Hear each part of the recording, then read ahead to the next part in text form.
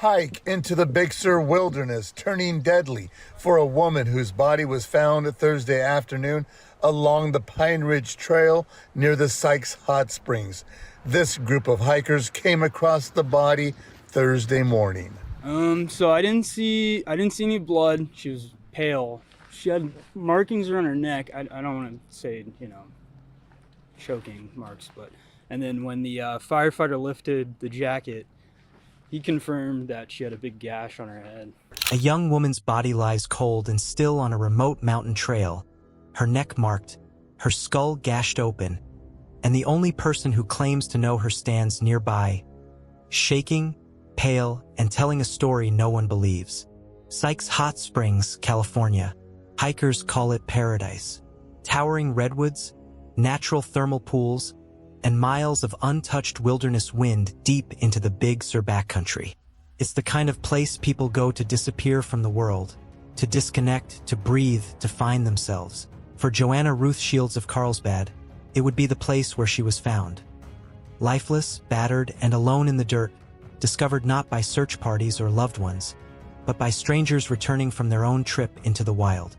That's all I could think about was just like how their family and friends will feel, losing a loved one like that. I know it's supposed to be a trip out in nature, to escape everything and get away from all the horrible things in the world. And that happens, it's just, atrocious. She was from Carlsbad, California, a sun-washed beach town in San Diego County, where her family runs a place called Vinaka Cafe. She was the youngest. She had at least 2 sisters, Claudia and Rachel, and from everything the people in her life have said publicly, she was the one who burned brightest. The one you noticed when she entered a room. The one who made ordinary afternoons feel like something worth remembering.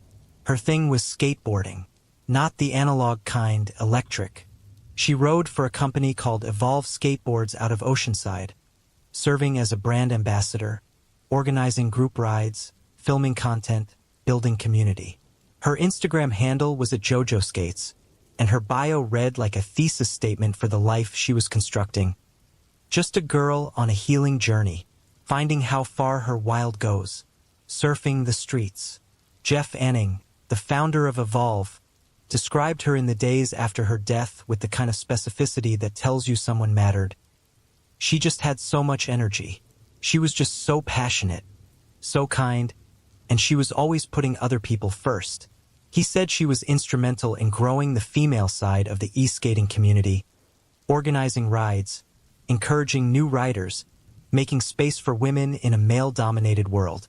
Brandon DeVrode, the operations manager at Evolve's Oceanside location, said something that lingers. Joanna was extremely friendly with everyone, and I don't think she had a single enemy. He paused. She was willing to help everybody.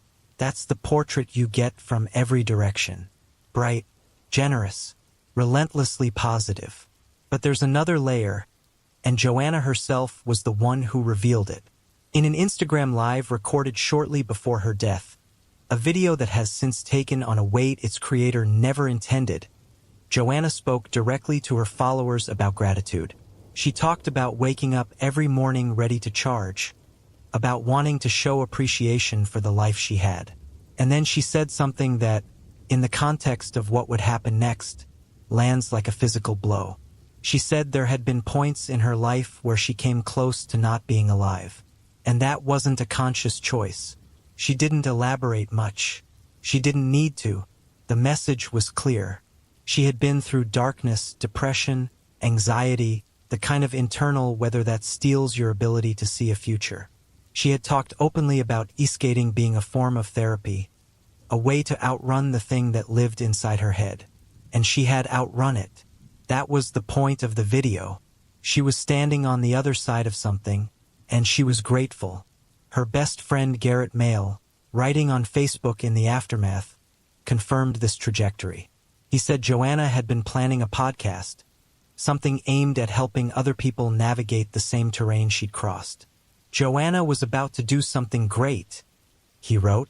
She was about to start a podcast to discuss things that she held dear to her in an attempt to help other people.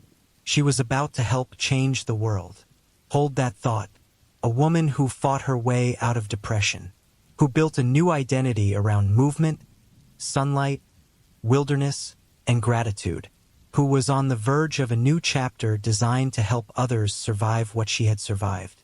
Now put her on a 10-mile trail into one of the most remote stretches of California's Central Coast, beside a man whose name has never been publicly released, in a place where the nearest help is a helicopter ride away, and she's dead, and nobody can explain why. The Pine Ridge Trail is not a casual walk. It is 20 miles round trip, with over 5,000 feet of accumulated elevation gain, rated strenuous by every trail service that catalogs it. The path climbs through exposed ridgelines, drops into steep canyons, crosses the Big Sur River multiple times, and terminates at Sykes Hot Springs, natural mineral pools where the water holds around 100 degrees, and the nearest paved road is a half-day's hike behind you. This is a backpacking destination. Most people take 2 to 3 days. You carry everything on your back.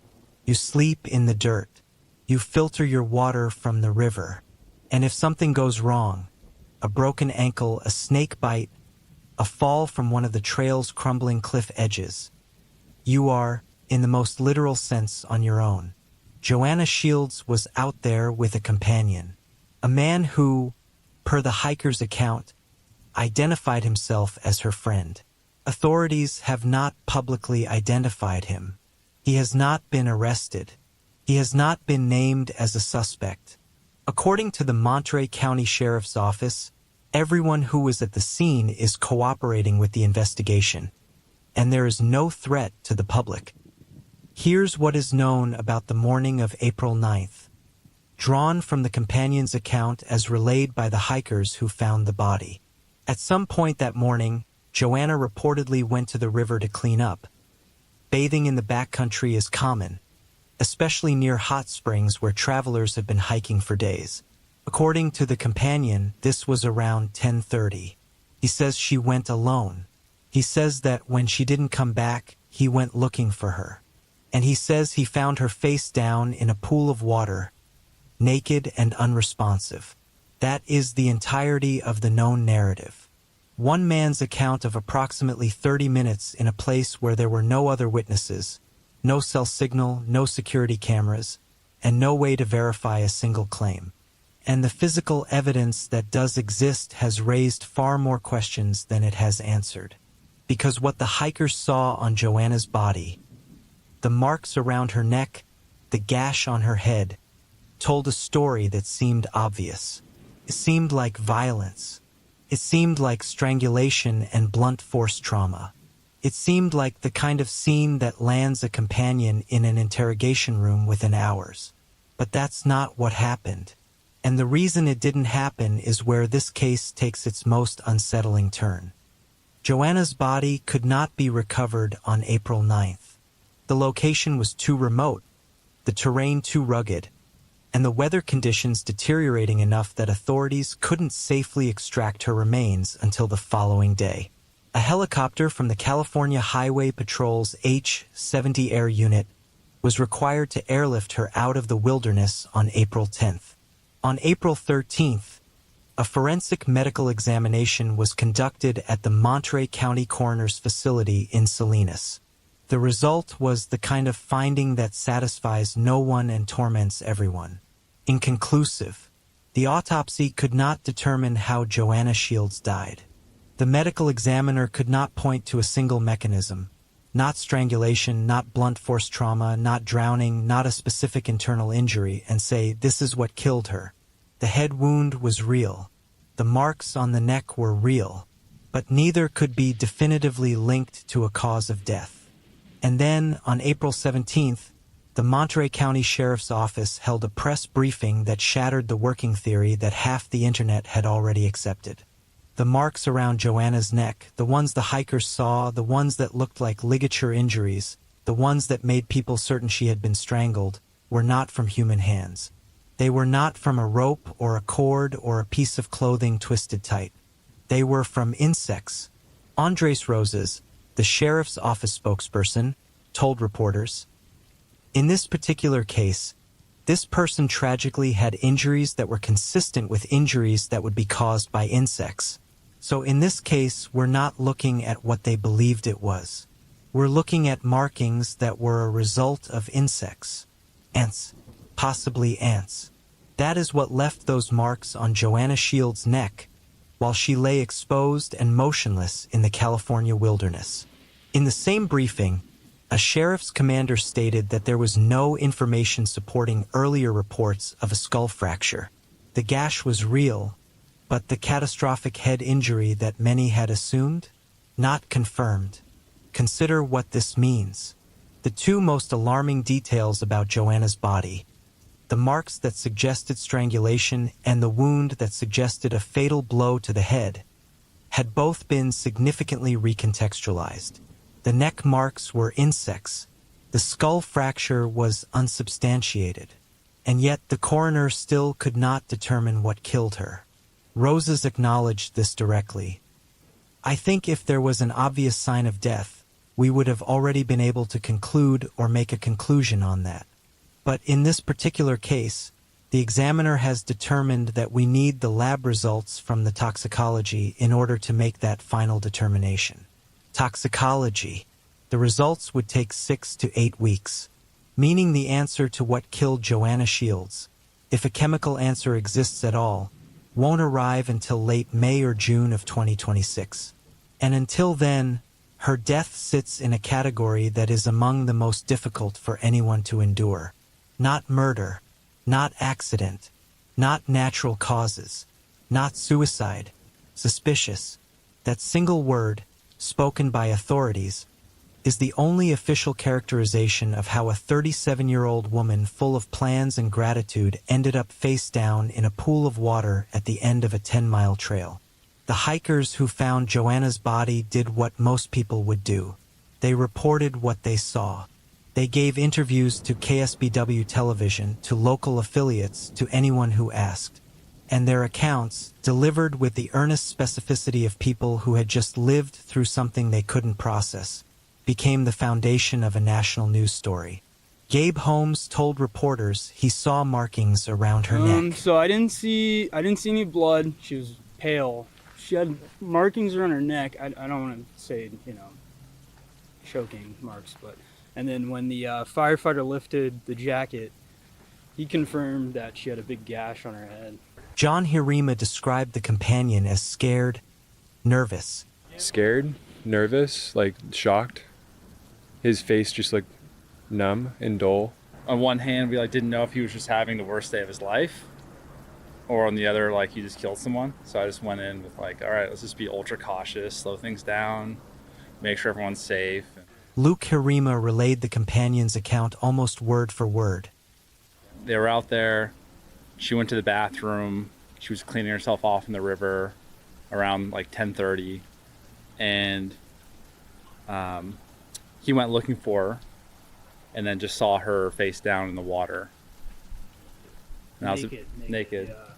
These were honest accounts from traumatized witnesses. They described what they saw and what they felt. And within hours, those accounts had been fed into the machinery of social media speculation, where they underwent a transformation that no one involved could have predicted or controlled. The man on the trail, the one who was cold and shaking, the one whose name has never been released, was convicted before a single investigator finished processing the scene. TikTok had theories. Reddit had timelines.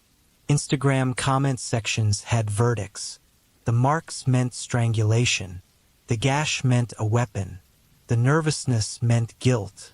The narrative assembled itself with the speed and confidence that only crowds operating without evidence can achieve.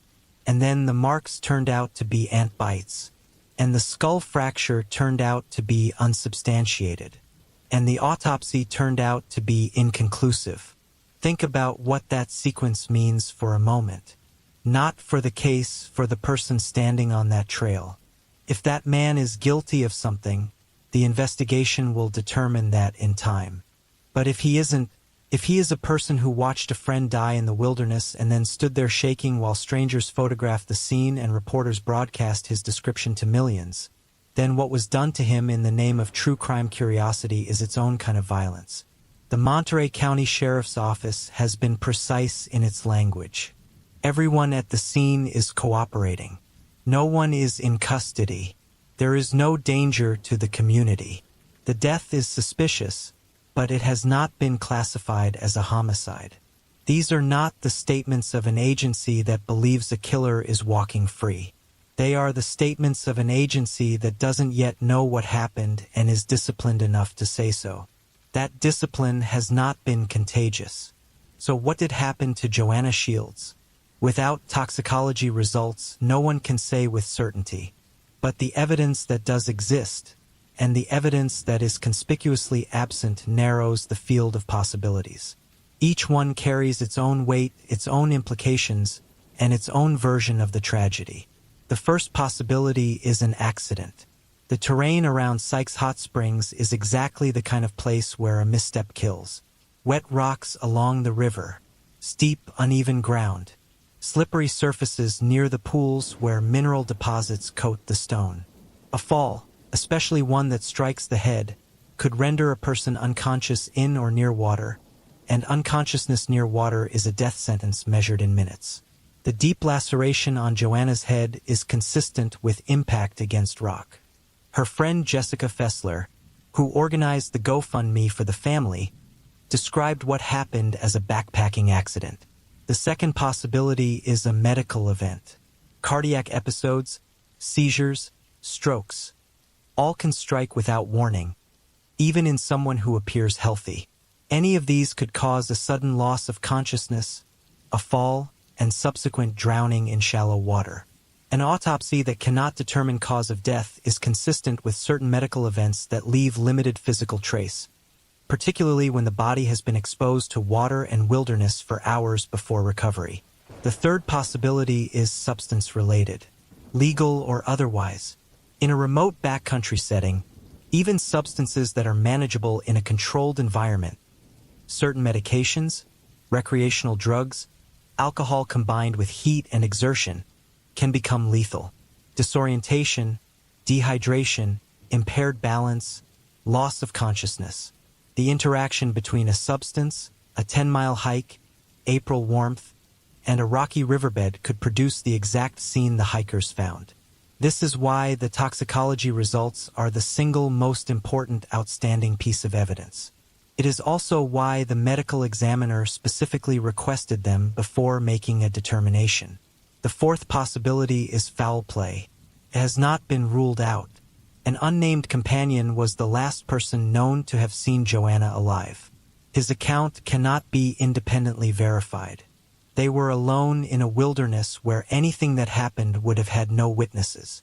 But the physical evidence that initially pointed most strongly toward foul play, the neck marks, the head wound, has been substantially recontextualized. Authorities have not arrested anyone. They have not named a suspect. They have stated there is no threat to the public. None of this eliminates the possibility, but it does place it alongside the others rather than above them. The fifth possibility is the most difficult to discuss and the most important to handle with care. Joanna was open about her history with depression, anxiety, and moments where she came close to not being alive. However, every person who has spoken publicly about her in the aftermath, her sisters, her best friend, her colleagues at Evolve, described a woman in the peak of her life, planning a podcast, building community, recording Instagram lives about gratitude. Claudia Robinson, her sister, called her a bright, radiant light in the peak of experiencing her own joy and gratitude for her existence. This does not eliminate the possibility, because the internal geography of mental health is not always visible on the surface. But it does make it one theory among several, not a conclusion. 5 possibilities. No confirmation. No elimination. A body that told the coroner nothing definitive. A wilderness that absorbed whatever happened and offered nothing back. And a 6 to 8 week window of silence before the only remaining physical evidence, whatever was in Joanna's blood, can speak. This is where the case sits, in the space between what happened and what can be proved. in the silence between a question asked and an answer that hasn't arrived. Here is the thing about Joanna Shields that makes this case more than a forensic puzzle. She didn't end up on that trail by accident. She wasn't dragged there. She wasn't tricked into going. The Pine Ridge Trail to Sykes Hot Springs was exactly the kind of place she would have chosen: remote, strenuous, beautiful, wild. It was the physical manifestation of the philosophy she'd been building for years.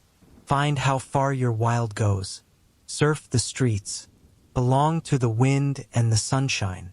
Her entire public life was a testimony to the idea that freedom heals.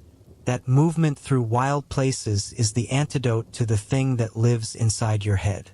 That the farther you go from the paved and the planned and the predictable, the closer you get to the version of yourself that you want to be. And that philosophy worked. By every account, it worked brilliantly. She came through the other side of her darkest period. She built a life she loved. She found community. She found purpose. She stood in front of a camera and told the world she was grateful to be alive. And she meant it in a way that only someone who has genuinely confronted the alternative can mean it. But that same philosophy, the same impulse that saved her, is what placed her 10 miles from civilization on a Wednesday morning in April, in a canyon where the only sounds are the river and the wind, where the only witnesses are the redwoods and the hawks, where a person can vanish into the landscape and the landscape will keep its silence. The places where we feel most alive are sometimes the places where we are most alone.